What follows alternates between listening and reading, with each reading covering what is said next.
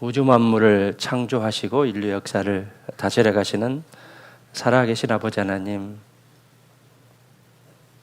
하나님을 모르던 저희에게 하나님의 사랑을 깨닫게 해주시고 우리의 모든 죄를 위해서 십자가에 못 박혀 돌아가심으로 우리에게 영원한 생명과 소망을 주심에 참으로 감사와 찬양을 드립니다. 특별히 마지막 때에 저희를 구원해 주시고 교회를 세워주시며 또 하나님의 역사하심을 눈으로 볼 수 있게 허락해 주심에 감사드립니다.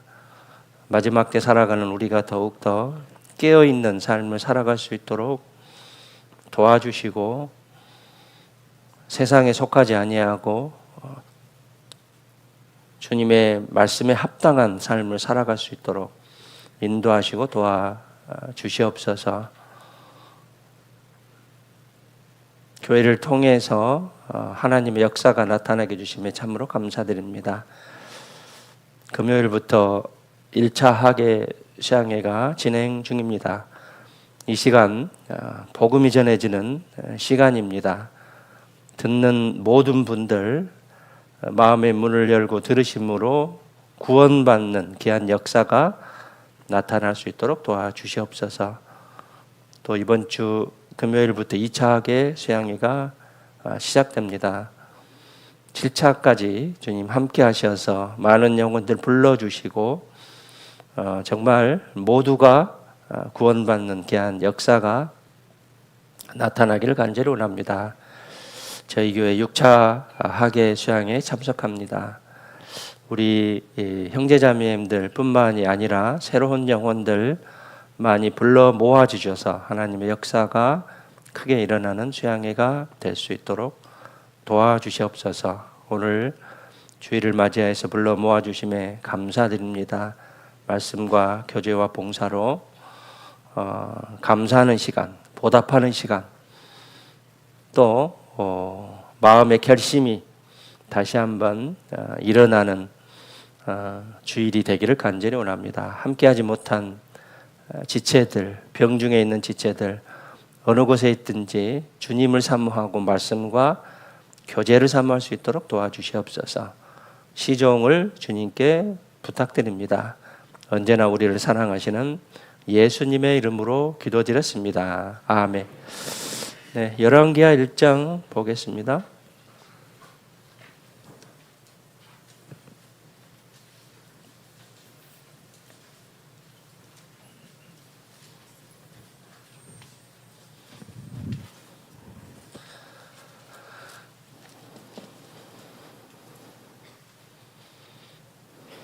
네, 구약 559페이지 열왕기하 1장 1절입니다.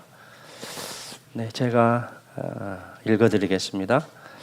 아합이 죽은 후에 모압이 이스라엘을 배반하였더라. 아하시아가 사마리아에 있는 그 다락 난간에서 떨어져 병들매 사자를 보내며 저희더러 이르되 가서 에글론의 신 바알세붓에게 이 병이 낫겠나 물어보라 하니라.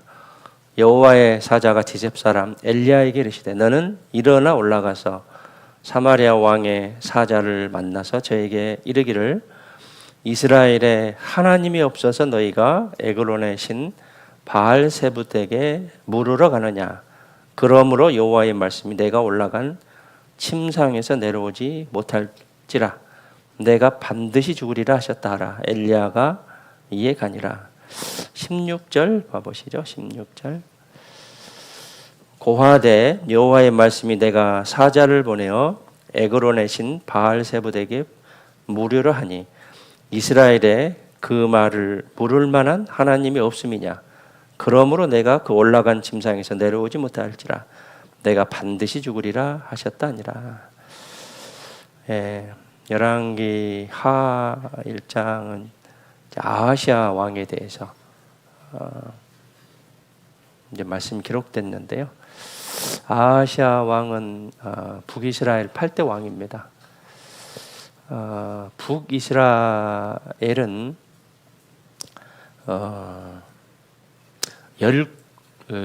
19명이 약 208년간 통치를 했는데 선한 왕이 한 명도 없었어요. 그래서 마찬가지로 이 아하시아 왕도 악한 왕이었습니다. 1장 1절에 아합은 이제 그 아버지죠. BC 876년부터 854년까지 이제 그 즉위를 했었는데요. 북이스라엘 7대 왕이고 가장 악한 왕 중에 이제 하나다라고 볼 수 있습니다. 열왕기 상하 성경은 이제 이스라엘의 분열 왕국을 시대로 배경으로 하는 그런 성경의 내용입니다. 즉 이제 솔로몬 왕 이후에 남과 북으로 이제 갈렸죠. 북은 이스라엘, 남은 유다입니다. 남유다는 20명의 왕이 약 344년간 통치하다가 BC 586년에 바벨론에 의해서 망하죠. 그리고 북이스라엘은 BC 722년에 아수르 제국에 의해서 멸망하게 됩니다. 열왕기하 이제 1장은 북이스라엘에서 가장 우상을 이제 극심하게 섬겼던 아합 왕이 있어요. 7대 왕. 이 아합 왕이 죽고 나서 이제 그의 아들에게, 즉 아하시아 왕에 대한 이야기인데, 이 아하시아 왕도 마찬가지로 아버지처럼 이방인을 섬기던 악한 왕이었습니다. 그래서 약한 왕이었기 때문에 아하시아에게 큰 위기가 찾아와요. 잘 교훈을 받으셔야 됩니다. 악한 왕이었기 때문에 큰 위기가 찾아와요. 한꺼번에 여러 가지 어려움을 겪고 있는데, 첫 번째는 국가적으로 조공을 바치는 1절에 보시면 아합이 죽은 후에 모압이 이스라엘을 이제 배반하게 되죠. 모압이 북이스라엘을 이제 배반하게 되고, 그 다음에 개인적으로는 난간에서 떨어져 병을 들게 됩니다. 그리고 이제 아버지는 이제 돌아가시게 되고, 그런데 이 아하시아가 위기 속에서, 어려움 속에서 이제 무엇을 찾느냐, 이게 이제 중요합니다. 우리에게도, 그리스도인에게서 인생의 위기에서 누구를 의지하느냐, 무엇을 찾느냐, 이것이 가장 중요한데, 2절에 보시죠. 아하시아가 사마리아에 있는 그 다락 난간에서 떨어져 병들매 사자를 보내며 저희들을 이르되, 가서 에그론의 신 바알세붓에게 이 병이 낫겠나 물어보라. 이스라엘이잖아요. 유대인이잖아요. 선민이잖아요. 그런데 하나님은 뒤로 하고 이방신, 우상, 에글론의 신 바알세붓에게 이 병이 낫겠나 물어보라라고 왕이 그렇게 지시를 하게 됩니다. 그때 이제 3절에 여호와의 사자가 디셉 사람 엘리야에게 이르시되, 너는 일어나 올라가서 사마리아 왕의 사자를 만나서 저에게 이르기를, 이스라엘의 하나님이 없어서 너희가 에글론의 신 바알세붓에게 물으러 가느냐, 우상에게 물으러 가느냐. 그러므로 여호와의 말씀이 내가 올라간 침상에서 내려오지 못할지라 내가 반드시 죽으리라 하셨다 하라. 엘리야가 이에 가니라. 하나님의 이제 명을 받고 엘리야가 그리 가게 되죠. 그리고 이제 5절부터 이제 쭉 보면 이 왕이 이제 엘리야의 존재를 알게 되죠. 그리고 엘리야를 통해서 우상에게 물으려 하니 네가 죽으리라라는 이제 소식을 듣고 9절부터 50부장과 50인을 엘리야에게 이제 보내게 되죠. 그런데 이 50부장과 50인을 단계적으로 이제 불에 태워서 죽여버립니다. 그리고 16절에 이제 보시면 고아대 여호와의 말씀이 이제 엘리야가 하는 말이죠. 엘리야의 말씀, 내가 사자를 보내어 에글론의 신 바알세붓에게 물으러 하니 이스라엘에 그 말을 물을 만한 하나님이 없음이냐? 이스라엘에 하나님이 없음이냐? 이제 우리도 구원받은 그리스도인으로서 그리스도가 우리가 주님이잖아요. 주인 주자 주님이잖아요. 하나님이 주님이잖아요. 그런데 하나님께 묻는 것이 아니라 사람에게 묻고 또 세상의 방백들을 의지하려는 그런 마음들이 쉽게 이제 들어올 수가 있는 것이죠. 그 말을 물을 만한 하나님이 없습니다. 그러므로 내가 그 올라간 침상에서 내려오지 못할지라 내가 반드시 죽으리라 하셨다라. 악한 왕이어서 위기가 찾아왔고 그 악한 대가를 아하시아 왕은 그대로 받게 됩니다. 17절에 왕이 엘리야에 전한 여호와의 말씀대로 죽고 엘리야의 말씀대로 죽게 되죠. 저가 아들이 없으므로 여호람이 대신하여 왕이 되니 유다 왕 여호사밧의 아들 여호람의 제2년이었더라. 아하시아의 남은 사적은 모두 이스라엘 왕 역대 지략에 기록되지 아니하였더라. 이것이 이제 아하시아가 이스라엘 북이스라엘의 8대 왕인데 있었던 일이에요. 하나님에 대한 일은 전혀 언급되지 않았고요. 이 아하시아 왕은 BC 854년에서 853년 그러니까 약 2년 동안 이제 북이스라엘 다스렸던 그런 이제 왕이었습니다. 그런데 하나님에 대한 업적, 신앙적인 업적은 전혀 없는 상태에서 우상을 숭배하고 또 우상에게 답을 얻으려고 하는 전혀 신앙심이 없는 그런 모습이 이제 기록됐는데 우리가 이 본문을 통해서 몇 가지 교훈을 이제 얻어 볼 수 있습니다. 누구나 인생의 위기는 찾아오죠. 인생이 어렵고 고난과 또 위기는 찾아옵니다. 왜 주님은 우리에게 이런 위기를 허락했을까요? 아시아의 위기는 우연이 아니었고요. 인생의 막다른 골목에서 하나님께 돌아오라는 하나님의 사인이었습니다. 하나님이 주시는 명령이었습니다. 그래서 이제 난간에서 떨어지게 하고 병을 듣게 하는 것은 하나님의 이제 표시였습니다. 그런데 그것을 아이샤는 깨닫지 못하고 우상에게 이것을 물어보러 가는 것이죠. 인생의 위기에서 누구에게 가는가? 하나님을 찾지 않는 죄가 얼마나 큰 죄인가라는 것을 또 교훈으로 받아볼 수가 있고요.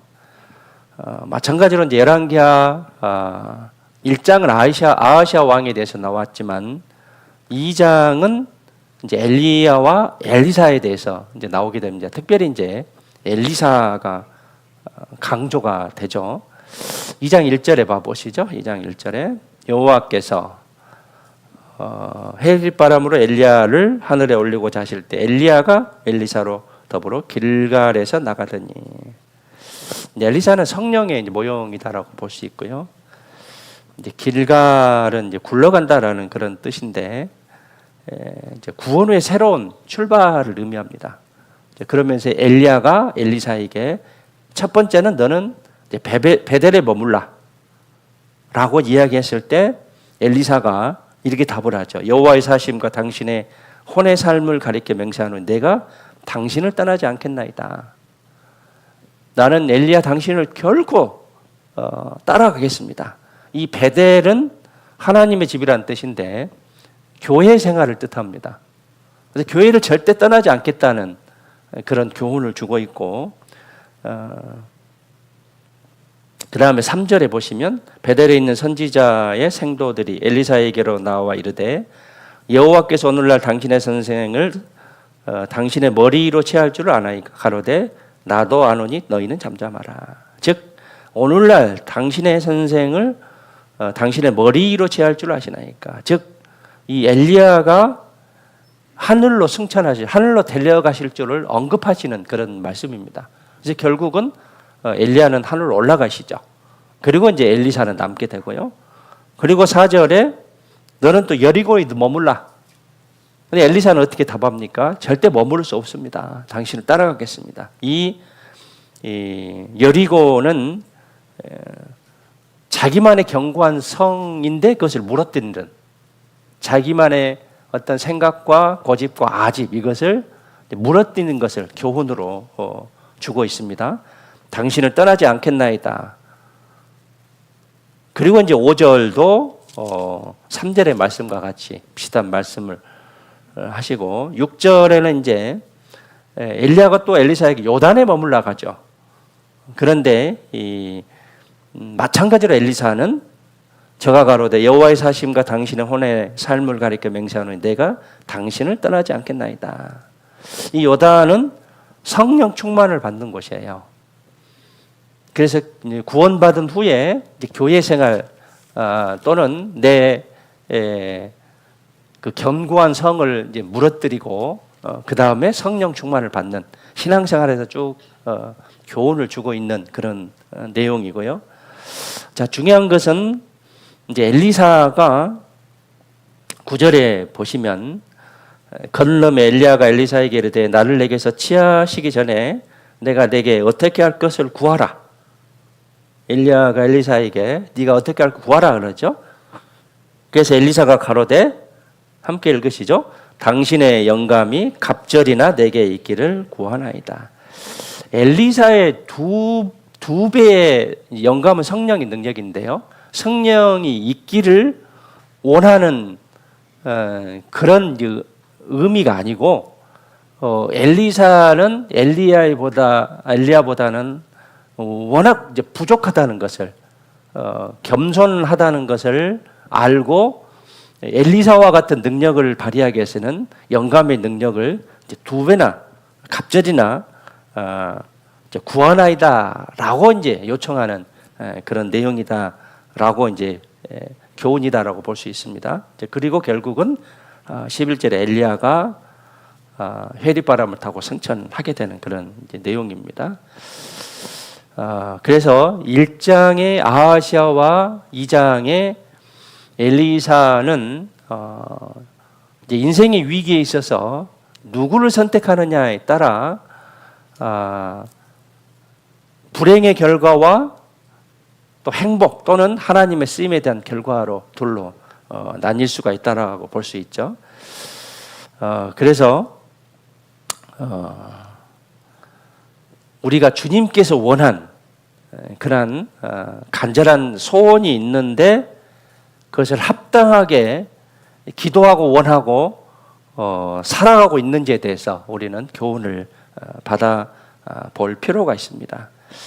열왕기하 1장으로 가보시죠. 다시 1장에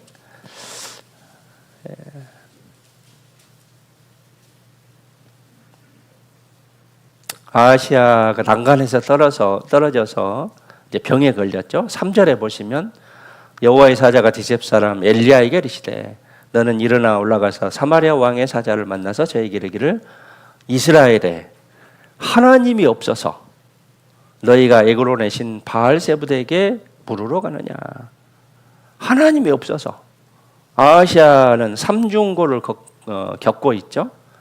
국가적으로 조공을 바치는 모압이 반역을 하게 되고 가정적으로는 아합왕이 전쟁터에서 죽게 됩니다. 그 다음에 세 번째 개인적으로는 다락 난간에 떨어져 병이 들어 이제 버리는 겁니다. 이런 어려움 속에서 아하시아는 당연히 하나님을 찾아가셔야 됩니다. 우리도 마찬가지입니다. 어렵고 힘들 때 당연히 하나님을 찾아가야 되는데 우상을 찾아가는 이 아하시아 왕. 북이스라엘은 우리가 전체적으로 이스라엘 선민들이잖아요. 하나님을 믿는다고 하는 민족이잖아요. 그런데 하나님이 없어서 우상에게 물으러 가느냐. 결과는 침상에서 내려오지 못하고 반드시 죽으리라. 이 열왕기 상 21장에 봐보시죠. 앞으로 가보시면 이 아합 왕도 북이스라엘의 가장 악한 왕입니다. 가장 악한 왕인데 아합 같은 강팍한 왕도 회개하자 주님께서 목숨을 연장시켜 줬어요. 하나님이 그것을 이제 들어주셨습니다. 열왕기상 21장 22절에 25절에 보시면 예로부터 아합과 같이 스스로 팔려 스스로 팔려는 뭐냐면 스스로 죄의 노예가 됐다는 뜻입니다. 스스로 죄의 노예가 됐다는 뜻이에요. 영어는 sold himself인데 스스로 죄의 노예가 됐다는 뜻이에요. 팔려 여호와 보시기에 악을 행한 자가 없으면 저가 그 아내 이세벨에게 충동되었습니다. 충동되다 하는 것은 유혹되다, 선동되다라는 그런 뜻이고요. 27절에 봐보시죠. 아합이 이 모든 말씀을 들을 때 그 옷을 찢고 굵은 배로 몸을 동이고 금식하고 굵은 배에 누우며 행보도 천천히 앉으라. 이제 겸비한 모습을 보인 거예요. 겸비의 표시입니다. 여호와의 말씀이 디제 사람 엘리야에게 임하여 가라사대 아합이 내 앞에서 겸비함을 내가 보느냐. 저가 내 앞에서 겸비함을 인하여 내가 재앙을 저의 시대에 내리지 아니하고 그 아들의 시대에야 그 집에 재앙을 내리라. 여기서 이제 아합이 이제 겸비했다, 행보도 천천히 했다는 것은 회개는 회개인데 완전한 회개는 아닙니다. 잠시 일시적인 회개예요. 그러니까 어찌 보면 이제 눈속임이다라고 볼 수도 있습니다. 진정으로 하나님과의 관계가 회개로서 이루어지잖아요. 구원도 그렇고 생활 구원도 그렇고 그렇지만 아합은 하나님께서 당분간 자기의 어떤 악한 모습을 하나님께서 그 소원을 들어주는 당분간의 기간이 있었습니다. 아하시아는 그 모습을 봤을 겁니다. 그럼에도 불구하고 아하시아는 하나님을 전혀 찾지 않는 그런 아하시아의 모습. 자, 인생의 위기에서 누구를 찾느냐, 누구에게 찾아가느냐, 이것은 굉장히 중요합니다. 주님은 이 아하시아 왕이 아버지 아합 왕같이 위기에 고난에서 자기 죄를 회개하고 기회를 주셨을 것인데 하나님을 찾지 않는 오히려 우상을 찾는 그런 상태에서 아하시아는 큰 징계를 받고 죽음을 맞이하게 되는 그런 아하시아의 모습 속에서 우리가 교훈을 뼈저리게 느낄 수가 있습니다. 여기 접어두시고 에스겔 33장에 봐보시죠.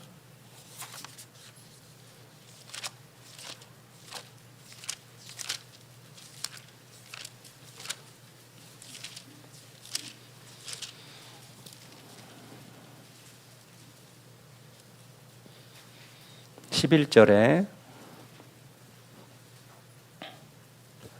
33장 11절. 네. 같이 읽겠습니다.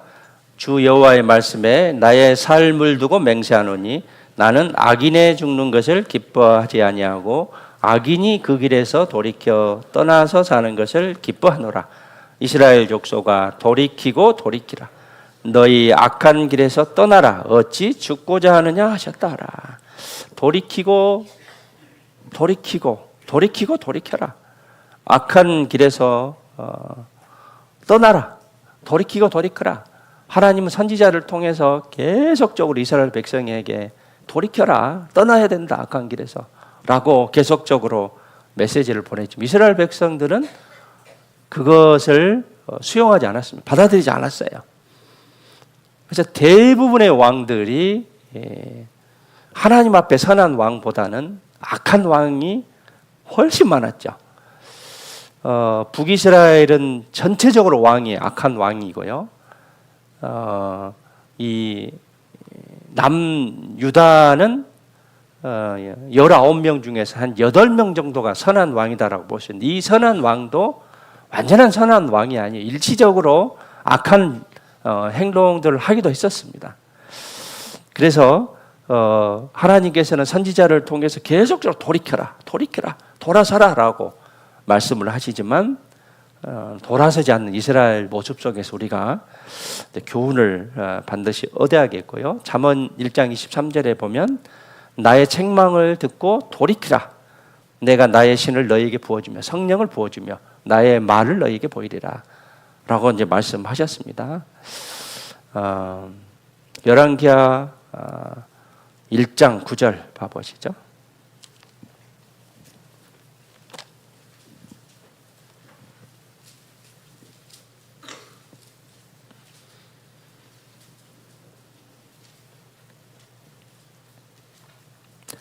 일장 9절에 보시면, 이제 8절에 보시면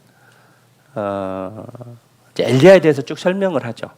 털이 많은 사람인데 허리에 가죽들을 띄었더이다. 왕이 가르 그는 디셉 사람 엘리야로다. 9절에 이에 50부장과 그 50인을 엘리야에게로 보내매 저가 엘리야에게로 올라가서 본즉 산 꼭대기에 앉았는지라. 저가 엘리야에게 이르시되 하나님의 사람이여 왕의 말씀이 내려오라 하셨나이다. 이게 이제 엘리야를 잡으러 간 거예요. 그래서 10절에 엘리야가 50부장에게 대답하되 가로되 내가 만일 하나님의 사람이면 불이 하늘에서 내려와서 너와 너의 50인을 살을지로다 하매 불이 곧 하늘에서 내려와서 저와 그 50인을 살랐더라. 50인을 그대로 죽여버려요. 군대를 보내서 엘리야 선지자를 잡아오라고 한 것입니다. 엘리야 왕은 자기가 병든 것에 대해서 이제 위기였을 때 기회로 여기고 마음을 돌이켰어야 돼요. 자기에게 온 징계를 잘 마음으로 받아들여서 돌이켰어야 되는데 마음이 더 강팍해진 거예요. 강팍이 뭐예요? 마음이 단단한 것이 강팍입니다. 말씀이 들어가지 않는 거예요. 결국은 보낸 사람도 죽이고 이 아하시아도 이제 죽음을 결국은 맞이하는 17절에 보시면 아하시아가 말씀대로 죽었다라고 그렇게 나왔잖아요. 그래서 우리에게 위기와 권고함이 오게 됩니다. 세 가지 경우에서 찾아볼 수 있습니다. 첫 번째는 위기와 권고가 심령을 낮추어서 우리를 구원하게, 첫 번째는 영혼 구원이죠. 심령을 낮추어서 우리를 구원하기 위해서. 두 번째는 우리가 주님 앞에 잘못했을 때 징계하고 회개하기 위해서 위기와 권고함을 허락하십니다. 그리고 또 하나 긍정적인 측면에서는 그 위기와 권고를 통해서 신앙이 성장되게 하는 어떤 계기로 이제 볼 수 있습니다.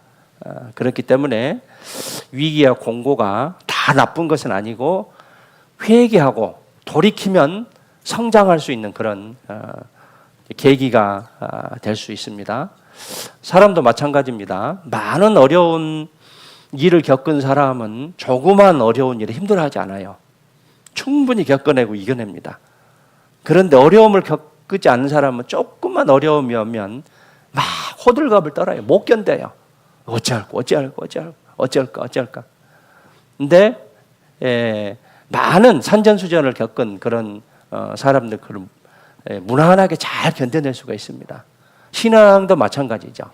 많은 어려움, 위기, 권고함이 경고함을 많이 겪은 사람들 어려움이 왔을 때 차분하게 그것을 잘 견뎌서 이겨낼 줄 알아요. 그리고 누구를 찾아야 될 것인가? 하나님을 찾을 것인가? 사람의 능력을 찾을 것인가? 결국은 방백들을 의지하지 말라. 즉 힘 있는 사람을 의지함으로 결국은 인생의 실패가 될 것이고 하나님을 찾는다고 한다면 그건 진리이기 때문에 성공에 대한 해답이 있을 겁니다. 전도서 7장에 봐보시죠.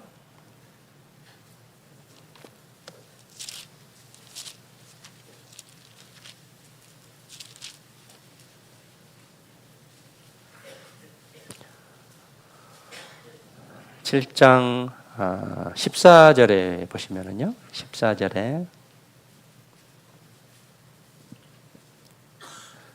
함께 읽겠습니다. 형통한 날에는 기뻐하고 공고한 날에는 생각하라. 하나님이 이 두 가지를 병행하게 하사 사람으로 그 장래일을 능히 헤아려 알지 못하게 하셨느니라. 형통한 날, 곤고한 날을 하나님이 두 가지를 병행하게 하셨다 했어요. 이것은 그 장래일을 능히 헤아려 알지 못하게 하셨느니라 라고 말씀하고 계십니다. 형통하다는 뜻은 선하다, 아름답다, 자비롭다 하는 뜻이고, 형통한 날은 기뻐하는데 하나님의 영광을 위해서 기뻐할 줄 알아야 되고, 이제 곤고하다는 것은 괴로울 곤자에 쓸 고자예요. 그래서 이제 괴롭고 쓴 날들이죠. 힘들고 어려운 날들이죠. 이러한 날에는 생각하라. 생각하라는 것은 깊이 관찰해보라. 깊이 생각해보라. 라는 이제 뜻이고, 하나님이 두 가지를 병행하셨다라고 이제 말씀하시는데, 인생에게 왜 이런 위기와 곤고한 날이 오는 것인가? 구원용인 것인지, 징계용인 것인지, 아니면 훈련 목적, 즉 연단용인 것인지, 이 부분에 대해서 잘 생각해야 돼요. 누구나 공고한 날, 위기의 날은 오게 되죠. 누구나 오게 됩니다. 근데 그때 내가 누구를 찾아야 되느냐, 무엇을 선택하느냐, 이것이 가장 기초적이고 중요한 것이기 때문에 어떠한 마음 자세를 가지고 선택할 것인가에 대해서 우리는 정말 가장 기본적인 것, 또 가장 중요한 것을 마음에 생각하고 그것을 선택하셔야 될 것입니다. 역대하 28장 22절에 보면 아하스 왕이 나오는데, 권고할 때 무슨 행동을 했냐면 더욱 여호와께 범죄하여 그랬어요. 권고할 때 하나님께 그 해답을 얻어야 되는데 하나님께 해답을 얻지 못하고 더욱더 세상에 나가서 더욱 죄를 짓는 그런 아하스 왕의 모습이 내 모습이 돼서는 안 된다는 것이죠. 이 공고할 때라는 것은 근심 걱정을 하라는 말이 아니고 깊은 생각, 깊은 사색을 하라는 그런 뜻입니다. 나에게 왜 이런 일이 임했는 것인지, 무엇을 잘못해서 징계용으로 오는 것인지, 아니면 나를 성장하기 위한 연단용 또는 훈련 목적용으로 내가 곤고와 위기에 처했는지에 대해서 우리는 생각해 볼 수가 있습니다. 어떤 생각을 하느냐에 따라 결과는 하늘과 땅 차이가 될 거예요. 천지 차이가 될 겁니다. 이제 그래서 생각을 잘 해야 되고 원인을 잘 생각해야 돼요. 이 위기와 공고가 왔는데 왜 이런 일이 생겼으며 내가 어떻게 대처할 것인가라는 것을 잘 생각하고 돌이키고 인내하는 쪽으로 생각하면 공고가 곧 끝나게 되거나 이것도 감사하는 그런 마음을 가질 수가 있어요. 그런데 이 돌이키려는 마음이 없다든가 인내하려는 마음이 없다고 한다면 힘들어요. 세상으로 뛰쳐나가고 싶은 그런 마음이 될 수 있기 때문에 나를 잘 되돌아보고 잘 살펴야 돼요. 진정으로 돌이키는, 회개하는 그런 마음이 필요하고, 연단용이라고 한다면, 나를 훈련하는 그런 목적이라고 한다면 감사하게 생각하고 이것을 통해서 나에게 주실 주님의 은혜, 은총, 은혜는 내가 할 수 없는 것을 상대방이 베풀어 주신 호의나 친절이죠. 즉 하나님이 베풀어 주신 무한한 능력이죠. 은총은 특별한 사랑입니다. 그 은혜와 은총을 생각하고 참고 인내해야 돼요. 이제 그러면 우리는 그것을 감사하게 받을 수 있어요. 이것을 통해서 나를 성장하게 또 더 좋은 것을 주시기 위해서 하나님 허락하셨다 라는 감사한 마음을 가지고 기다린다고 한다면 이 권고와 위기가 이제 훨씬 더 나한테 유익하다라고 생각을 할 겁니다. 나무가요, 나이테가 있잖아요. 나이테가 이제 추운 겨울을 이제 맞이하면 나이테가 하나씩 생깁니다. 그러면서 나무는 어떤 상태가 되냐면 더 튼튼해져, 더 강해져요. 그래서 미국에 가면 로키 산맥이 있는데 해발 3,000m 정도가 수목 한계선입니다. 그래서 이 3,000m 밑에는 웬만한 나무는 잘 자라는데 3,000m 이상은 나무가 잘 자라지 못하죠. 그 3,000m 이상에서 자라는 나무를 스트라디바리우스가 훌륭한 바이올린을 만든 거예요. 단단한 그런 나무로 훌륭한 작품을 만들 수 있는 거예요. 우리도 많은 권고와 위기를 잘 견뎌내는 사람, 이런 사람들이 신앙의 성공과 또 신앙의 본이 될 수 있고 또 하나님께 감사하는 그런 간증을 할 수가 있을 겁니다. 인생도 마찬가지입니다. 항상 순탄하지는 않죠. 인생의 겨울이 있습니다. 이 겨울을 잘 견디면, 권고와 위기를 잘 견디면 성숙해져요. 근데 견디지 못하고 뛰쳐나간다든가 또 세상에서 그 답을 찾으려고 하면 결국은 그 답은 나오지 않습니다. 그 기간이 죽어있는 기간이다라고 볼 수 있고 그 기간은 신앙의 후퇴의 기간이다라고 이제 볼 수 있기 때문에 위기나 권고는 자기를 살필 수 있는 적당한 기간이다라는 그런 생각을 가지는 게 합당한 그런 생각이다라고 볼 수 있고요. 위기와 권고의 날에 그 원인이 무엇인가 하는 것을 잘 살펴본다는 것은 우리에게 굉장히 유익한 것일 겁니다. 누구에게나 어려움이 있을 거고요. 그것이 때가 지나면 이래서 이런 일이 있었구나. 그래서 내가 그것을 잘 참았지, 잘 견뎌냈지. 그래서 감사하다는 그런 후일의 간증이 나왔으면 좋겠다는 게 우리들의 모든 생각입니다. 그런데 그것을 견디지 못하고 우상에게 물어본다든가 또는 세상에서 답을 찾으려고 하고 사람에게 그것을 찾으려고 한다면 결국은 나에게 결코 감사하는 그런 모습은 되지 않을 겁니다. 집이 이렇게 잘 지어졌는데요. 집이 새 집으로 지어졌는데 잘못 지어진 집의 대표적인 것이 물이 새는 거예요. 잘 지어놨는데 물이 새요. 이 물 새는 거는 잡기도 힘들어요. 지붕이 새는지 안 새는지는 강한 비가 내려봐야 됩니다. 각 사람의 믿음도 마찬가지예요. 믿음이 굳건한지 심지가 깊은지는 어려움이 당했을 때 그 사람 믿음을 알 수가 있어요. 믿음이 강한 것 같은데 어려움 속에서 하나님을 피하는, 말씀을 피하는 그런 모습은 결코 강하다라고 볼 수 없는 것이죠. 믿음이 약하다라고 보는데 어떤 분은 믿음을 잘 지키시는 분도 있습니다. 이 지붕이 새는지 안 새는지는 강한 비가 내려봐야 되는 거예요. 우리도 마찬가지로 내 믿음이 정말 견고한지 견고하지 않는지는 위기와 권고의 순간을 보면 알 수가 있어요. 어떤 분은 잘 견디기도 하지만 어떤 분은 그걸 견디지 못하는, 모두가 힘들겠죠. 그렇지만 그걸 잘 견뎌내는 그런 믿음이 중요할 것입니다. 시편 119편에 봐보시죠.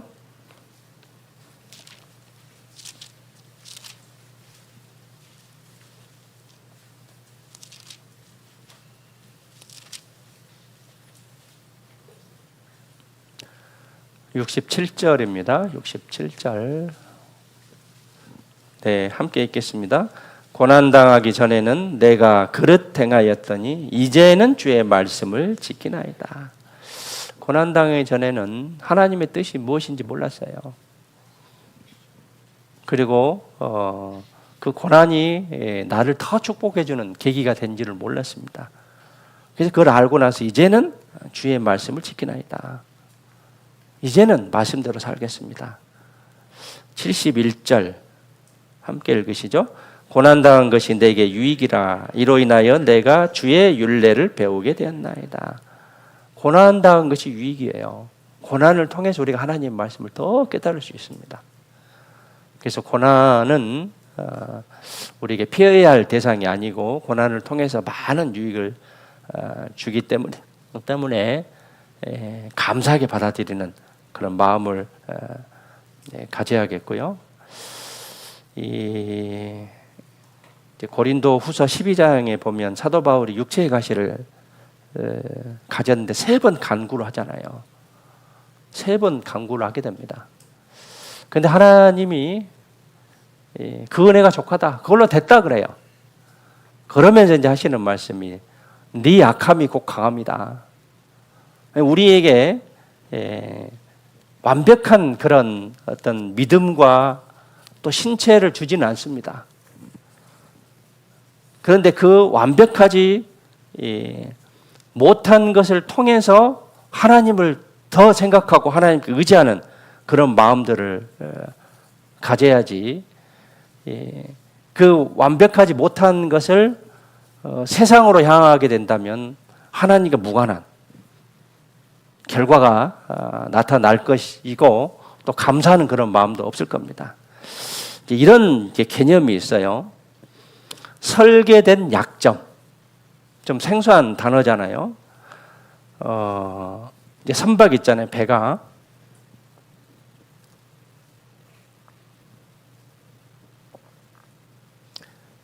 충돌할 때 이 충격을 흡수해서 핵심 구조물이나 장비를 보호하도록 일정 부분을 취약하게 설계를 한대요.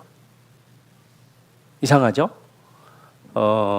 핵심 구조물이나 장비를 보호하도록 일정 부분을 일부러 취약하게 설계를 한대요. 그래서 컨테이너를 이제 선적할 때 적용하는데 일정 수준의 이상 힘이 가해지면 이 컨테이너를 묶었던 고정이 풀리면서 컨테이너가 바다로 빠져버린대요. 그래서 이 배가 이제 여러 가지 충격이나 폭풍이나 태풍에 이제 살아남을 수가 있는 거예요. 그 배가 온전히 유지할 수가 있습니다. 얼핏 이해가 되지 않겠지만 컨테이너가 바다에 빠지는 게 손해인데 왜 그렇게 설계를 하냐면 모두를 단단히 고정하게 되면 배 전체가 전복될 수 있기 때문에 컨테이너 일부를 포기하는 게 설계된 약점이다라고 그렇게 이제 표현을 하게 됩니다. 그래서 이 컨테이너를 이제 충격이 온다든가 이제 견딜 수 없는 어떤 폭풍이 올 때 컨테이너를 빠뜨리고 배를 구조하고 사람을 구조하기 위해서 일부러 설계된 약점을 이용한 것이죠. 그래서 이 선주들은 이런 것을 대비해서 가장 중요한 컨테이너는 중앙에 배치한대요. 그러니까 이런 이제 컨테이너를 실은 것도 어떤 여러 가지 충격이나 충돌 또는 여러 가지 자연 현상에서 견디게 하기 위해서 약점들을 이제 만드시 사람도 마찬가지예요. 사람이 완벽하게 만들었으면 누가 하나님을 찾겠습니까? 부족하기 때문에. 그래서 하나님은 무식한 사람을 사용하십니다. 잘 들으세요. 조는 사람 깨시고. 무식한 사람을 사용하셔요. 이해가 안 되죠? 그런데 그 무식한 사람의 무식은 사용하지 않아요. 사람은 사용하지만 그 무식은 사용하지 않아요. 각자가 약점, 약한 점, 약함이 있습니다. 이제 그렇기 때문에 하나님을 찾을 수 있는 것이고, 하나님이 우리가 해놓을 수 없는 일을 하나님께서 내려오셔서 직접 하신 것이 구원이잖아요. 영혼 구원이잖아요. 내 주장이 세고 내 고집이 세게 되면 말씀이 들어가지 않는 거죠. 처음에 회개하지 못합니다. 죄에 대한 회개가 되지 않습니다. 그래서 구원받지를 못하죠. 두 번째, 구원받고 나서도 내 주장이 세고 내 고집이 세면 말씀이 들어가지 않기 때문에 행동의 변화, 성장된 그런 모습들이 생기지 않는 거예요. 그렇기 때문에 누구에게나 그 약함이 있고 약점이 있습니다. 공고나 위기가 오게 돼 있습니다. 그래서 그것을 결과적으로 봤을 때 우리에게 이김을 주시는 하나님께 감사하노니 그러므로 사랑하는 형제들아 경고하며 흔들리지 말며 항상 주의 일에 더욱 힘쓰는 자들이 되라. 이는 너희 수고가 헛되지 않은 줄 알미니라. 고린도전서 15장 57절 58절인데 승리, 이김은 우리에게 보장된 것입니다. 그래서 우리가 할 일은 최선을 다해서 하는 거예요. 이 수고는 절대 헛된 수고가 되지 않는다라고 했습니다. 우리에게 누구에게나 약점과 허점과 약함이 있습니다. 그렇지만 이것을 이런 위기나 공고가 왔을 때 누구에게 가느냐, 누구를 찾느냐, 이것은 참으로 중요한 그러한 선택이다라고 볼 수 있습니다. 열왕기하 1장에 다시 가보시죠.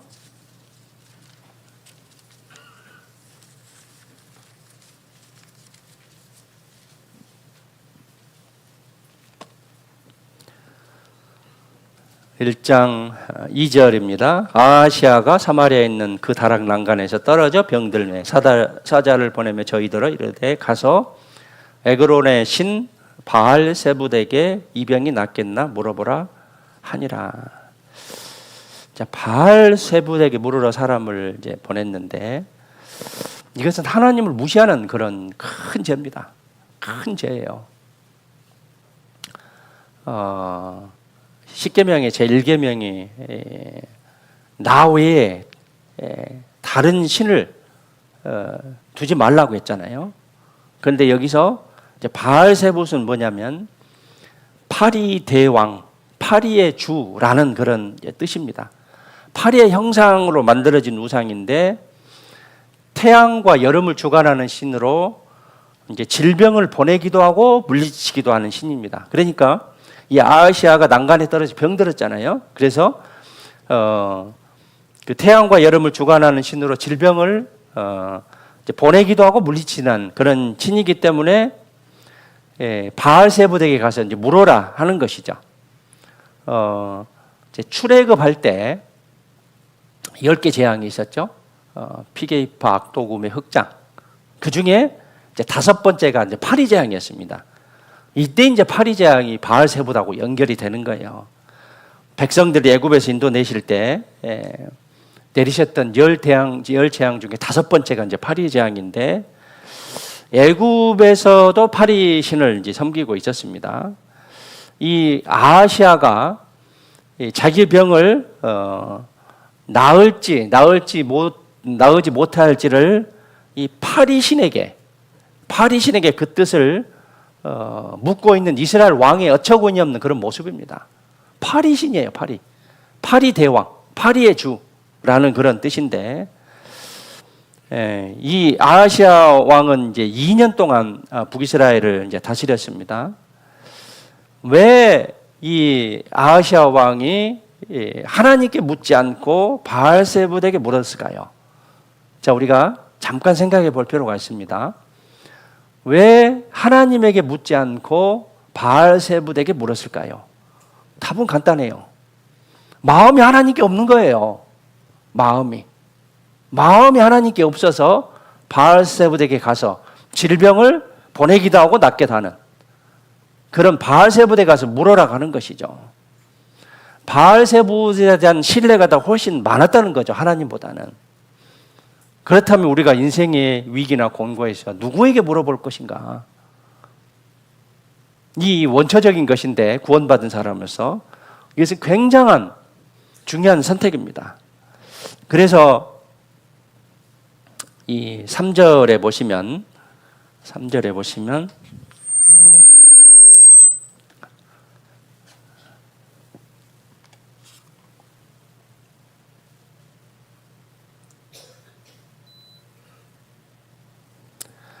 네, 3절에 보시면 여호와의 사자가 디셉 사람 엘리야에게 이르시되 너는 일어나 올라가서 이르시되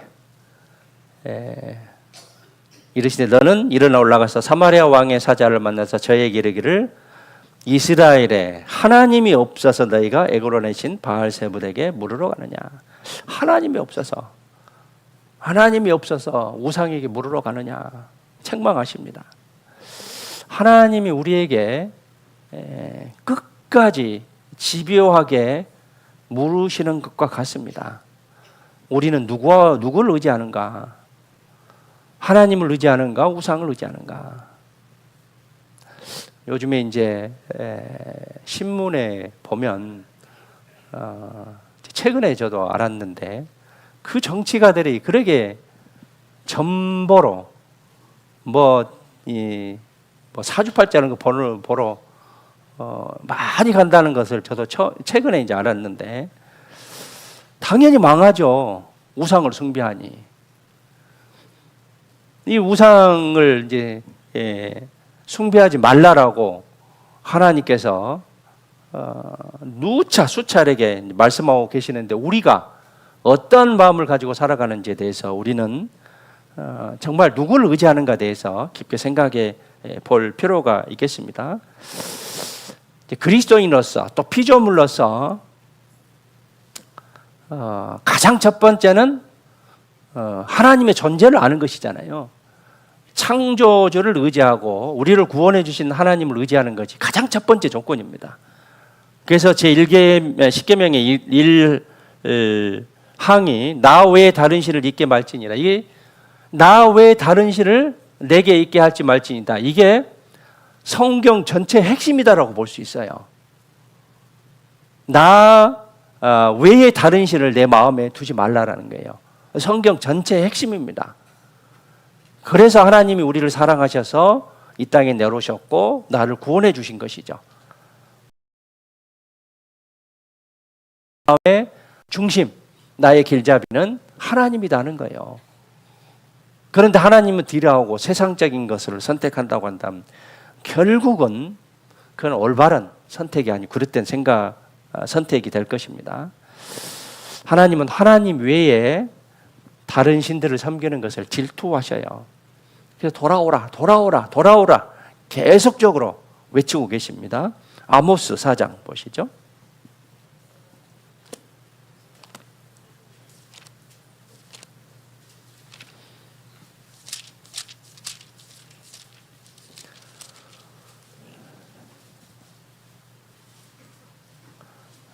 구약 1277페이지 요엘 다음에 아모스 4장 6절입니다. 6절에 또 내가 너희 모든 성읍에서 너희 이를 한가하게 하며, 이는 우리 이제 이빨, 이 이를 가리킵니다. 이 이빨을 가리켜요. 티스. 너희 각처에서 양식이 떨어지게 하였으나, 기근을 뜻하죠.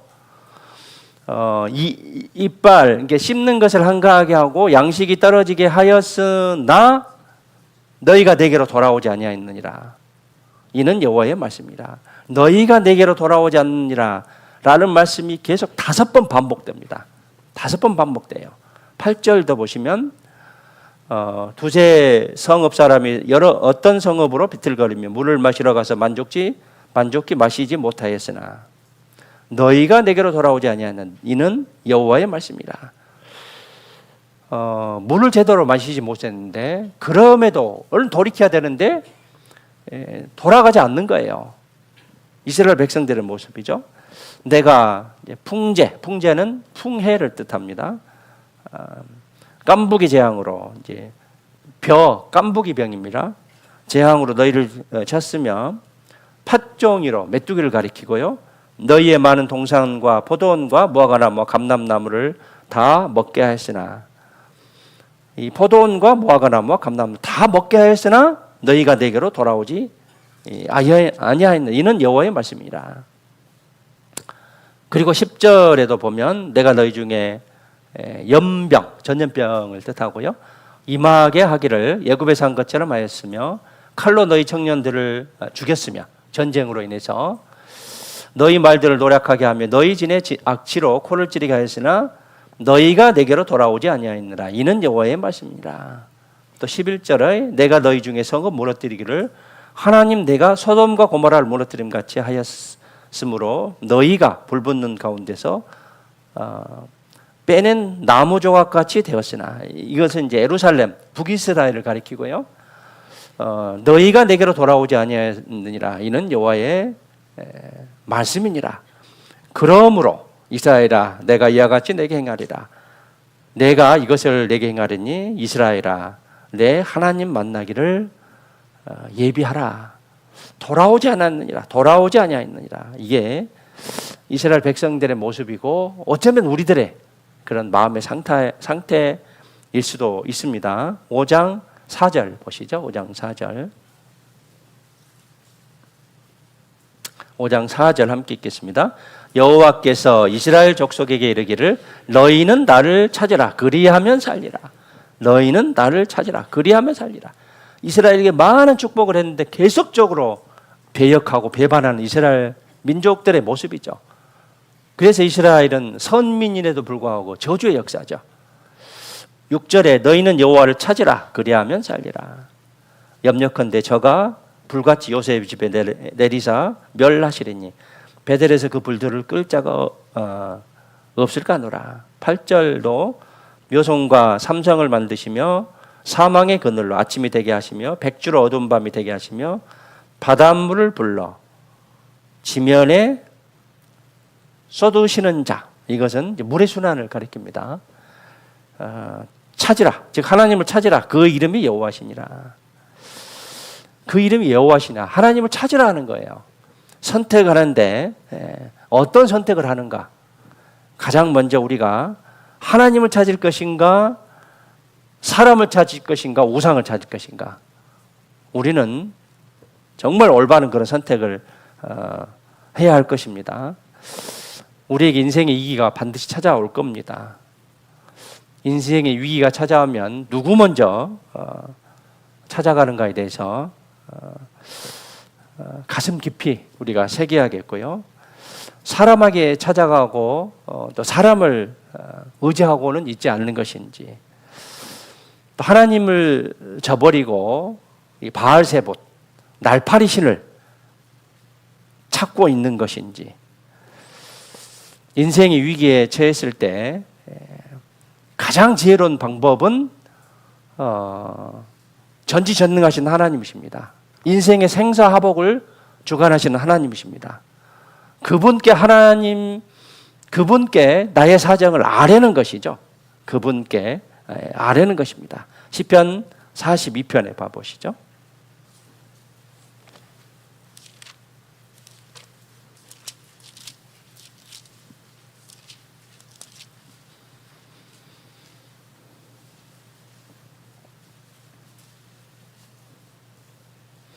(42편) 5절입니다. 5절 함께 읽겠습니다. 내 영혼아 내가 어찌하여 낭망하며 어찌하여 내 속에서 불안하여 하는고. 너는 하나님을 바라라. 그 얼굴의 도우심을 인하여 내가 오히려 찬송하려다. 11절도 같은 말씀이죠. 내 영혼아 내가 어찌하여 낭망하며 어찌하여 내 속에서 불안하여 하는고. 너는 하나님을 바라라. 나는 내 얼굴을 도우시는데 하나님을 오히려 찬송하려다. 누구를 선택할 것인가? 또 누구를 찾아갈 것인가? 이것은 내 믿음에 정말 중요한 그런 결과가 나올 것입니다. 시편 50편 15절 봐보시죠.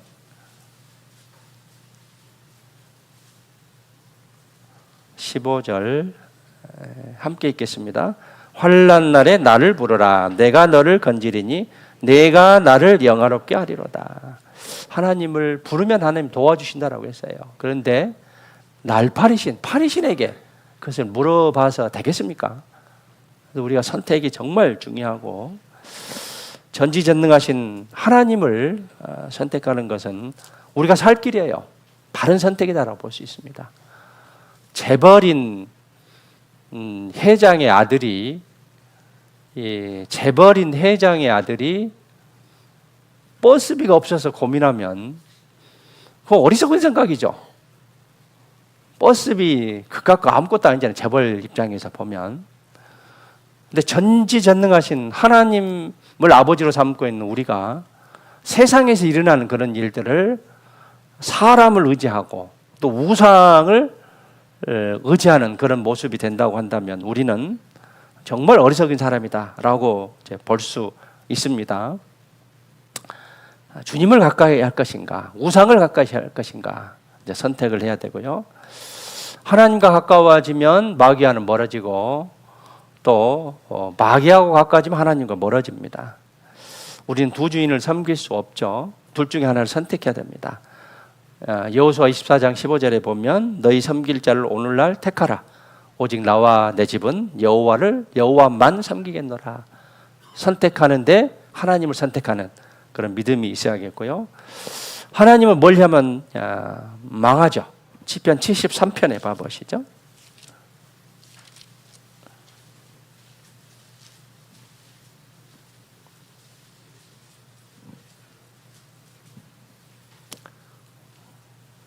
네, 말씀을 듣는 데 있어서요, 그냥 설교로 듣지 마시고요, 그 말씀을 잘 적용할 수 있는 그런 말씀으로 잘 내 마음속으로 좀 받아들여서 하나님을 의지하는 그런 성장되는 그런 믿음을 가졌으면 좋겠습니다. 27절, 73편 27절 함께 읽겠습니다. 대저 주를 멀리한 자는 망하리니 음녀같이 주를 떠난 자를 주께서 다 멸하셨나이다. 멀리하는 자는 망한다라고 했어요. 음녀같이 주를 떠난 자를 주께서 다 멸하셨다고 했어요. 주를 멀리하는 자는 망한다라고 했어요. 근데 그 다음 절을 봐보시죠. 함께 읽으시죠. 하나님께 가까이함이 내게 복이라. 내가 주 여호와를 나의 피난처로 삼아 주의 모든 행사를 전파하리이다. 가까이 하는 게 복이에요. 전지전능하신, 무에서 유를 창조하신 하나님이시잖아요. 인생의 생사 화복을 주관하시는 그런 하나님이시잖아요. 근데 그 하나님을 의지해야지 멀리하고 세상을 가까이 하면 망하게 돼 있어요. 전지전능하신 하나님을 의지하는 거. 이 세상에 가장 두려운 존재가 무엇입니까? 또 누구입니까? 내 삶에 가장 힘든 점이 무엇입니까? 그걸 초월해서 하나님은 통치하셔요. 이것을 하나님의 초월 통치다 그럽니다. 하나님은 그것을 다 해결해 주시는 그런 분입니다. 그래서 하나님께 가까이 함이 우리가 복이고 우리가 축복받을 수 있는 최선의 선택이다라고 볼 수 있습니다. 자, 솔로몬은 초기에는 하나님을 아주 잘 섬겼어요. 초기에는. 그래서 일천번제를 드리고 지혜로운 마음을 달라고 해서 지혜를 주셨고 부와 명예와 수도 주셨잖아요. 그런데 말년에 가서 이방 여인을 선택해서 급기야는 우상 숭배를 하고 나라가 두 쪽으로 나뉘어버렸습니다. 북이스라엘, 남유다. 북이스라엘은 하나님을 믿는 왕이 한 명도 없었어요. 그리고 남유다는 19왕 중에 겨우 8명도 100% 하나님만 믿는 왕은 드물었습니다. 솔로몬과 같은 그런 마지막의 모습이 되지 않았으면 좋겠고요. 이스라엘 초대왕 사울도 마찬가지죠. 처음에는 주님을 섬겼는데 점점 교만해져서 어려우니까 누구를 찾았냐면 신접한 여인을 찾은 거예요. 우상을 찾은 거예요. 결국은 왕위도 폐위되고 결국은 죽음을 맞이하게 되는데 역대상 10장에 봐보시죠.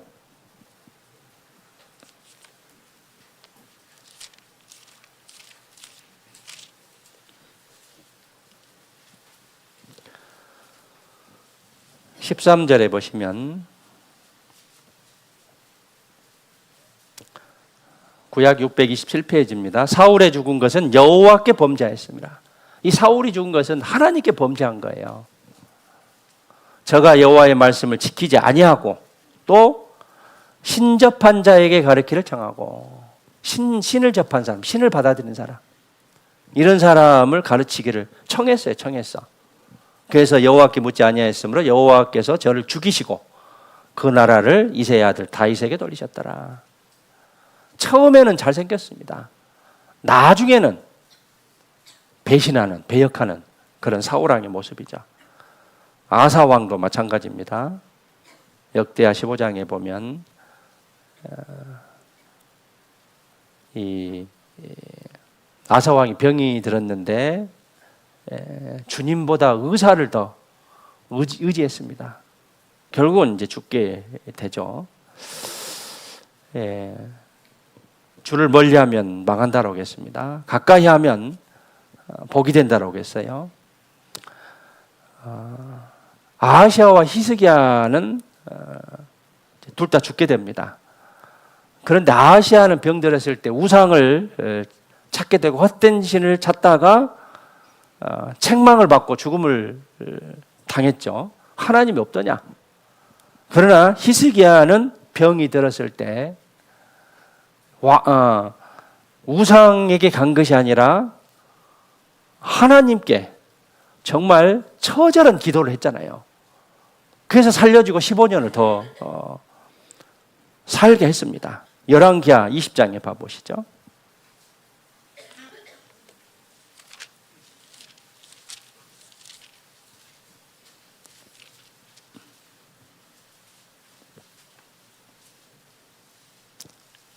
이 아하시아 왕은 죽는다는 소리에 회개하지 않고 더 마음이 강팍해졌어요. 그런데 히스기야는 죽는다는 말씀에 회개하라는 음성을 듣고 처절한 그런 기도함으로 고침을 받았죠. 20장 1절에 보시면 그때 히스기야는 남유다의 13대 왕입니다. 히스기야라는 뜻은 하나님 강하다라는 그런 뜻이고요. 히스기야가 병들어 죽게 되매 아모스의 아들 선지자 이사야가 저에게 나와서 이르되 여호와의 말씀이 너는 집을 처치하라, 정리하라, 내가 죽고 살지 못하리라 하셨나이다. 히스기야가 낯을 벽으로 향하고 절박하고 간절한 그런 모습이죠. 여호와께 기도하여 가로되 여호와여 구하노니 내가 진실과 전심으로 주 앞에 행하며 주의 보시기에 선하게 행하는 것을 기억하소서. 그래도 좋은 점도 많이 있었지 않습니까? 열심히 산 적도 있었지 않습니까? 라고 기도를 합니다. 하고 심히 통곡하더라. 이사야가 성읍 가운데로 이르기 전에 여호와의 말씀이 저에게 임하여 가라사대. 그 기도를 들어주시죠. 이사야가 성읍 가운데까지도 이르기 전에 하나님의 말씀이 저에게 임합니다. 너는 돌아가서 내 백성의 주권자 히스기야에게 이르기를 왕의 조상 다윗의 하나님 여호와의 말씀이 내가 내 기도를 들었고 내 눈물을 보았노라. 절박한 그런 기도죠. 내가 너를 낫게 하리니 네가 3일 만에 여호와의 전에 올라가겠고 내가 내 날을 15년을 더할 것이며 내가 너와 이성을 아수르 왕의 손에서 구원하고 내가 나를 위하고 또 내 종 다윗을 위함으로 이성을 보호하리라 하셨더라. 아하시아와 히스기야 왕의 정반대 그런 모습이죠. 인생의 위기에서 어떻게 반응하느냐에 따라 결과는 달라져요. 내가 세상에서 그 답을 찾을 것인지 아니면 하나님께 의지하고 간절한 기도로서 답을 찾을 것인지. 부정적으로 위기와 공고의 순간 부정적으로 반응해서 주님과 멀어지든가 아니면 긍정적으로 반응해서 더 가까이 갈 것인가 선택을 해야 됩니다. 히스기야는 고난이 올 때 가까이 했어요. 그래서 하나님이 그것을 허락해 주셨죠. 낮게 15년을 허락해 주셨습니다. 그래서 주님을 의지할 때 결국은 하나님과 주님과 연합하는 그런 신앙이 될 것입니다. 열왕기하 18장에 봐보시죠. 18장 5절에 보시면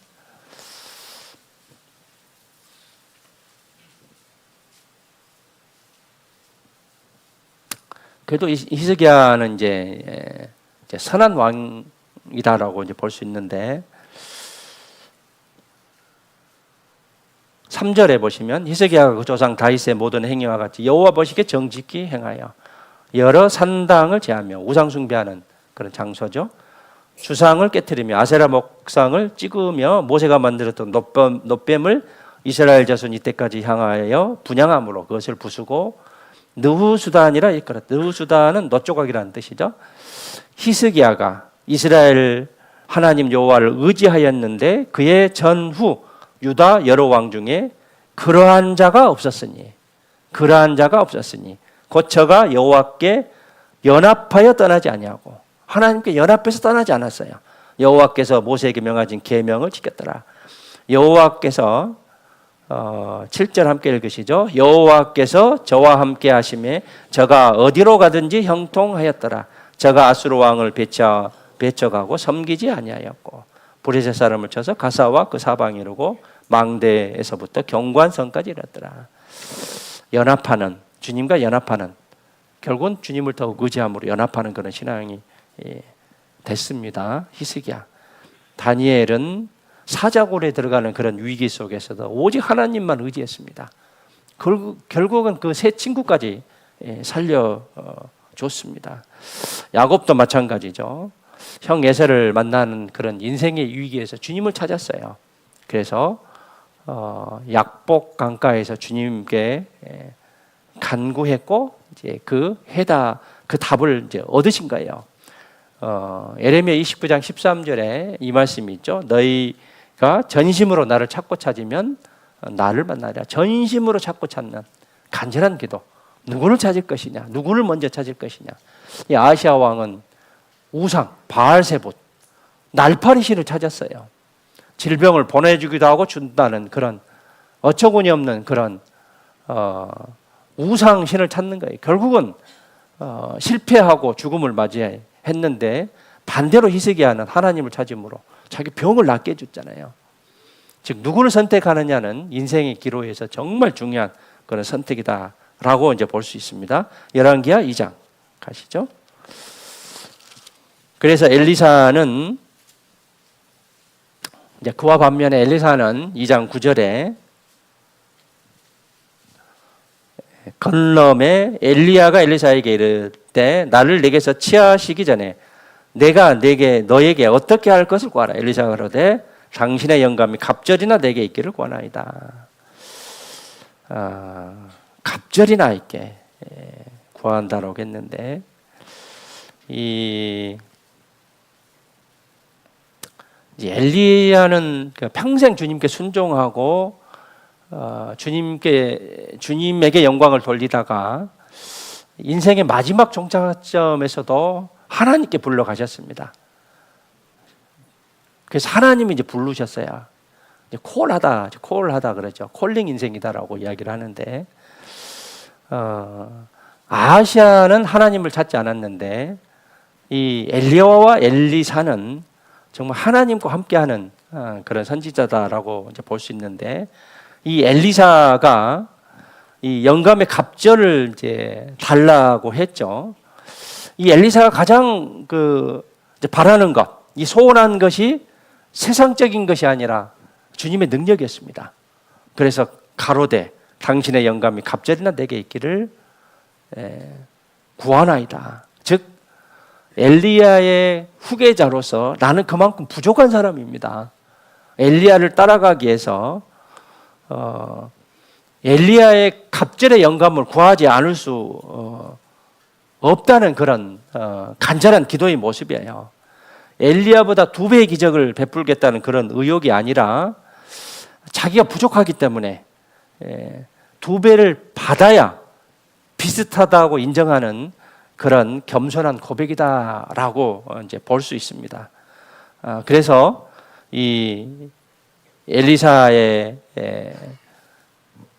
그 모습을 통해서 하나님을 의지하는 영감의 능력을 갑절이나 달라게 하는 엘리사의 모습 속에서 영감의 능력은 성령의 능력을 가리키는데 우리가 정말 성령을 소유하고 있는 자라서 더 충만한 삶을 살도록 무엇을 먼저 선택하느냐, 이것이 인생의 곤고와 이기에서 정말 중요한 그런 선택이다라고 볼 수 있고요. 이 삼손은 성령의 능력에, 즉 성령이 충만할 때는 사자와 같이 강했습니다. 그러나 이 성령의 능력이 떠나버리니까 도살장으로 끌려가는 암소와 같이 무기력했어요. 이 성령이 있느냐 없느냐, 내 안에 성령의 능력이 있느냐 없느냐, 이것은 하나님의 능력을 발휘할 수 있는 그런 여부 또는 많고 적음의 그런 차이다라고 이제 볼 수 있습니다. 마음의 소원이 있다고 한다면 주님께 와야 되죠. 마가복음 10장에 보시죠. 소경 바디메오의 그런 마음이죠. 간절한 이제 마음이죠. 바디메오라는 뜻은 디모데의 아들이라는 그런 이제 뜻이다라고 지난번에 말씀드렸습니다. 10장 46절에 보시면 마가복음 10장 46절에 저희가 여리고에 이르렀더니 예수께서 제자들과 허다한 무리와 함께 여리고에서 나가실 때 디모데의 아들인 소경 거지 바디메오가 길가에 앉았다가 나사렛 예수시란 말을 듣고 소리 질러 가로되 다윗의 자손 예수여 나를 불쌍히 여기소서 하거늘 많은 사람이 꾸짖어 잠잠하라 하되 그가 더욱 심히 소리 질러 가로되 다윗의 자손이 나를 불쌍히 여기소서 하는지라.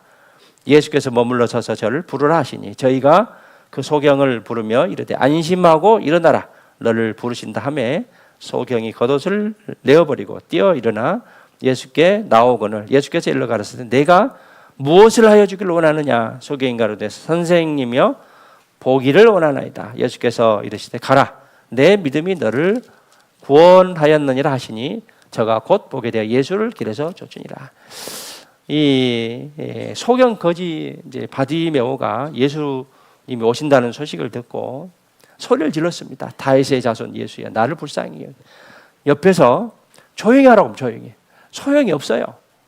내가 먼저 눈 뜨고 싶어요. 간절한 마음이죠. 간절한 마음. 예수님이 그 마음을 보고 계신 거예요.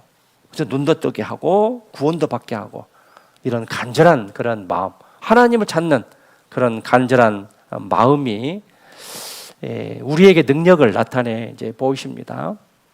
누가복음 8장에 해당장 야이로도 마찬가지고요. 죽어가는 딸을 이제 살리고 싶은 소원 때문에 예수님께 왔습니다.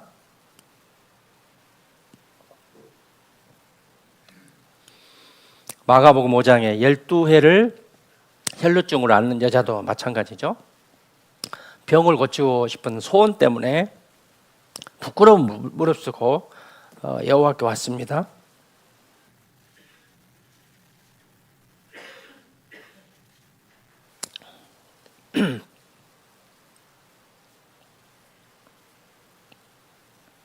아브라함도 마찬가지죠. 소돔성이 멸망한다는 말을 듣고 조카 롯을 살리고 싶은 소원 때문에 주님께 기도를 했어요. 그래서 간절한 기도, 누구를 찾느냐, 이것은 굉장한 중요한 선택의 그런 모습이다라고 볼 수 있고요. 솔로몬은 처음에 이제 왕이 됐을 때 백성들을 잘 다스리기를 원했기 때문에 주님께 와서 일천 번제를 드렸어요. 일천 번제를 드렸다는 것은 정말 간절한 마음, 최선의 모습이에요. 그래서 하나님께서 이 솔로몬의 모습을 이제 보신 겁니다. 네 소원이 무엇이냐? 솔로몬에게 물어봐요. 지혜로운 마음을 주소서라고 대답합니다. 그래서 하나님은 너무나 기뻐서 솔로몬에게 지혜뿐만이 아니라 부와 명예와 장수도 허락하십니다. 그런데 결국은 나중에 처와첩을 1000명을 드림으로 우상을 숭배하게 되죠. 나라가 두로 쪼개져 버리는데요. 결국 끝까지 가는 그런 신앙을 우리가 가져야겠고요. 그러면 어떤 사람의 소원을 들어주느냐 몇 가지 이제 살펴보겠습니다. 시편에 봐보시죠.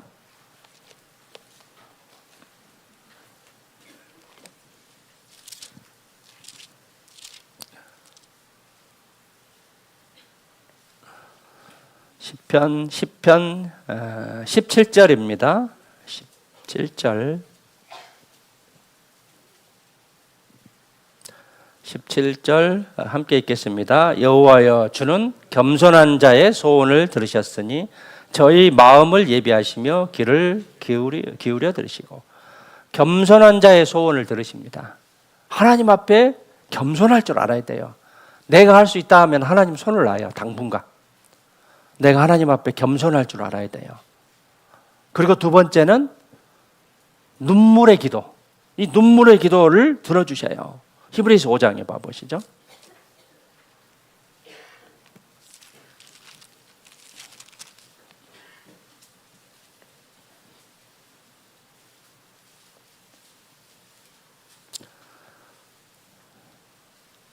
히브리서 5장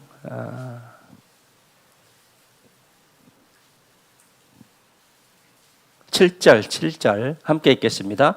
그는 육체에 계실 때 자기를 죽음에서 능히 구원하실 이에게 심한 통곡과 눈물로 간구와 소원을 올렸고 그의 경외하심을 인하여 들으심을 얻었느니라.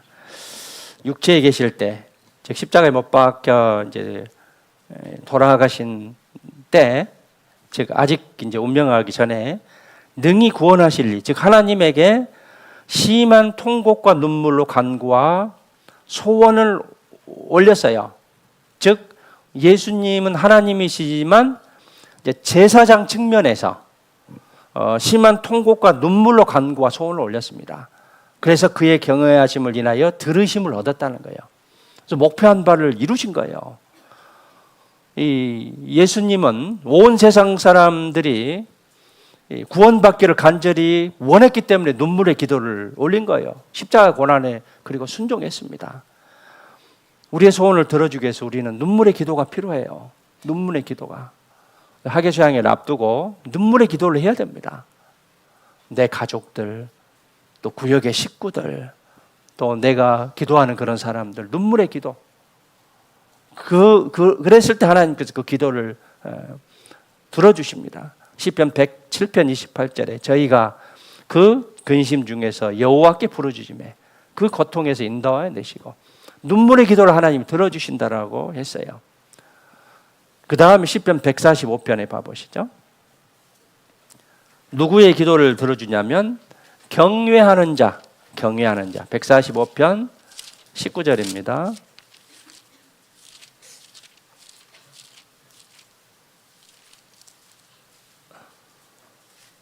19절 함께 읽겠습니다. 저는 자기를 경외하는 자의 소원을 이루시며 또 저희 부르짖음을 들으사 구원하시로다. 부르짖음은 회개를 뜻해요. 경외하는 자의 소원을 들어주요. 경외가 뭡니까? 두려운 마음으로 공경하는 거죠. 영어로는 fear, 두려운 그런 상태를 뜻합니다. 하나님을 두려워할 줄 알아야 돼요. 두려워하면서 공경하는 것이죠. 경외하는 자의 소원을 이제 들어주십니다. 그리고 시편 37편 4절에 보면 여호와를 기뻐하라. 저가 내 마음의 소원을 이루시라. 주님을 기뻐하는 자의 소원을 들어준다. 주님을 기뻐할 줄 알아야 돼요. 주님이 무거운 짐의 대상이 되면 하나님의 소원을 들어주지 않아요. 기뻐하는 자의 소원을 들어준다고 했어요. 그리고 시편 103편에 봐보시죠. 주님을 찬양하고 은택을 잊지 않는 사람의 소원을 들어주십니다. 시편 103편 1절에 내 영혼아 여호와를 송축하라. 내 속에 있는 것들아 다 그 성호를 송축하라. 2절에 함께 읽으시죠. 내 영혼아 여호와를 송축하며 그 모든 은택을 잊지 말지어다. 의뢰를 잊어서는 안 돼요. 은택을 잊지 않는 사람의 소원을 들어주십니다. 주님을 찬양할 줄 알아야 되죠. 찬양할 줄 알아야 됩니다. 은혜를 잊어서는 안 됩니다. 하나님이 나를 위해서 십자가에 못 박혀 돌아가신 거, 또 나를 이제 구원해 주신 일, 영원한 생명을 주신 일, 또 누가 나를 전도했던 그런 일들, 은혜를 잊어서는 안 되고요. 만약에 우리에게 육신적인 소원, 또 이기적인 소원, 제약으로 향하는 그런 소원을 가지고 있다면 주님은 그 소원을 들어주지 않으실 거예요.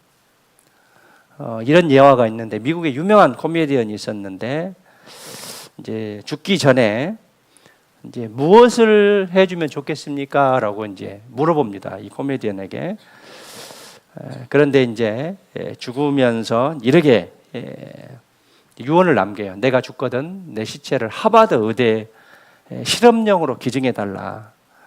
반드시 시체를 하버드 의대에 보내주라라고 이제 유언을 남깁니다. 왜 하버드 의대냐라고 했더니, 내가 젊었을 때 아버지 소원이 내가 하버드 대학 가는 것인데 내가 못 갔으니 내 시체라도 하버드 대에 갔으면 좋겠다. 라는 그런 이제 유언을 남게 되는데, 아무런 그런 영원과 관계 없는 그런 소원이잖아요. 우리가 생각하는 그런 소원의 해답이 아니잖아요. 그래서 내가 정말 하나님 앞에 간절한 소원이 무엇이냐, 또 어떤 선택을 할 것이냐, 이것이 정말 중요하다라고 볼 수 있고, 만약에 우리에게 소원이 뭐냐라고 물으신다면, 엘리사와 같이 엘리사가 당신의 영감이 갑절이나 내게 있기를 권하이다 라는 그런 성령의 능력, 하나님의 능력을 우리 마음속에 가졌으면 좋겠고요.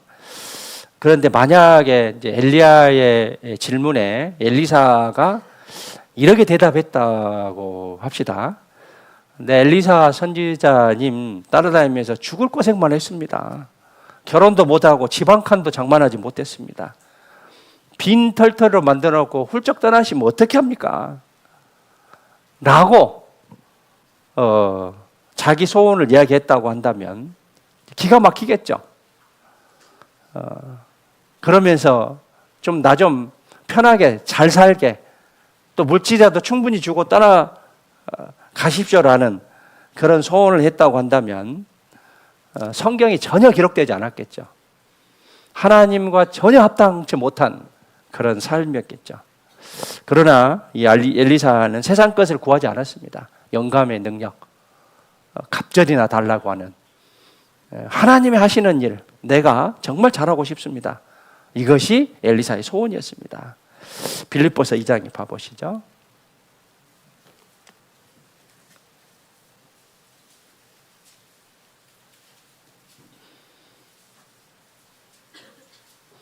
이 장 13절입니다. 13절 함께 읽겠습니다. 너희 안에서 행하시는 이는 하나님이시니 자기의 기쁘신 뜻을 위하여 너희로 소원을 두고 행하게 하시나니.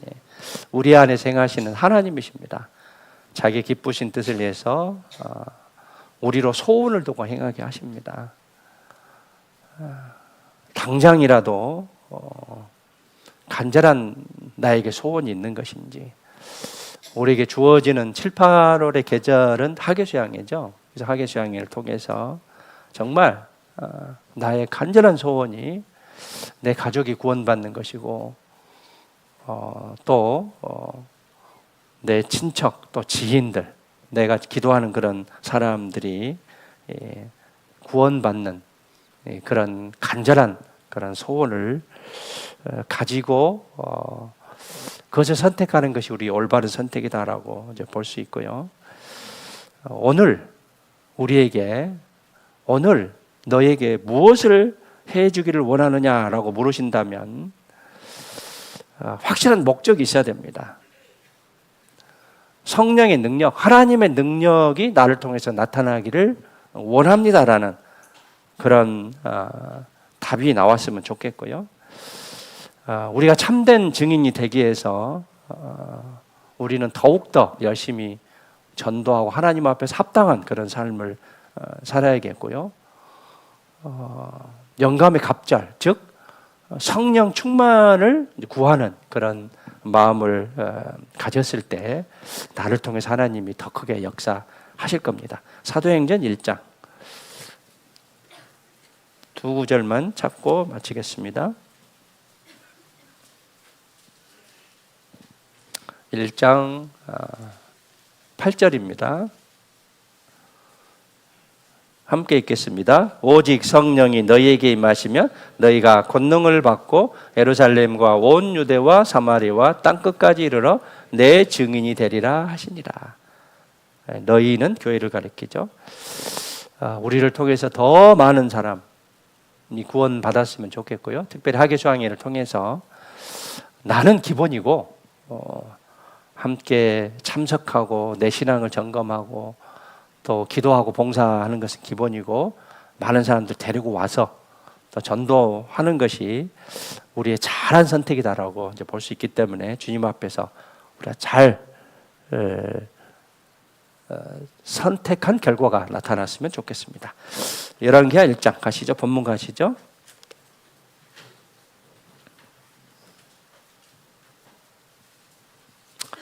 네, 1장 1절부터 4절까지는 읽었다고 치고 2장 9절 함께 읽겠습니다.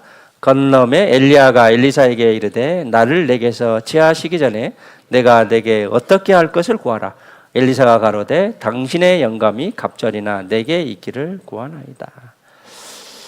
고대 그리스에서요 특이한 동상이 있는데 앞머리는 머리털이 이제 무성하고 이제 발에는 날개가 달렸고 손에는 저울과 칼을 들고 있는 그런 동상이 있었다고 합니다.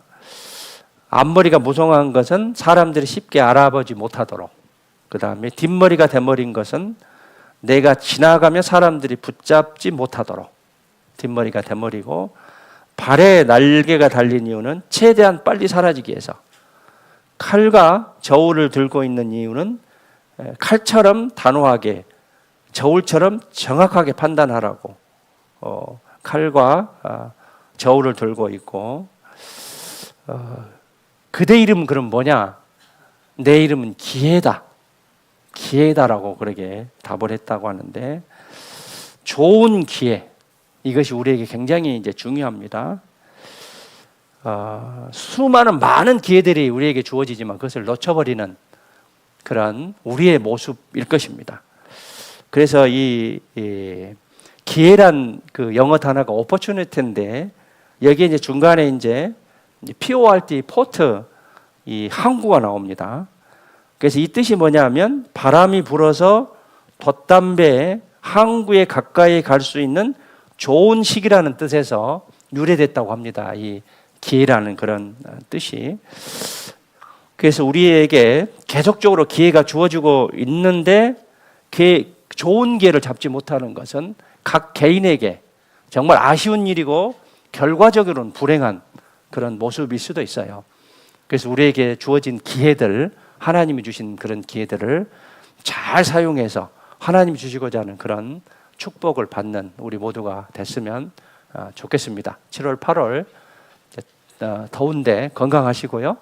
또 수양에 기도하시고 동참하시고 다 함께 전도하는 그런 7월, 8월이 됐으면 좋겠습니다. 기도하겠습니다. 하나님 감사합니다. 구원해 주시고 또 교회를 세워주시고 교회를 통해서 하나님의 역사가 나타나게 해주시며 참으로 감사드립니다. 우리 교회에서 7월, 8월에 하계 수양회가 계획되어 있고 1차 하계 수양회는 지금 복음의 시간입니다. 끝까지 말씀 모두가 듣고 다 구원받을 수 있는 귀한 하계 수양회가 되기를 간절히 원합니다. 우리 모두 함께 기도하고 동참하고 전도하는 가운데 주님의 큰 역사가 나타날 수 있도록 도와주시옵소서. 부족한 저희들에게 성령의 도우심으로 충만함을 가지고 주님을 위해서 더욱더 기쁘게 남은 생에 살아갈 수 있도록 도와주시옵소서. 언제나 우리를 사랑하시는 예수님의 이름으로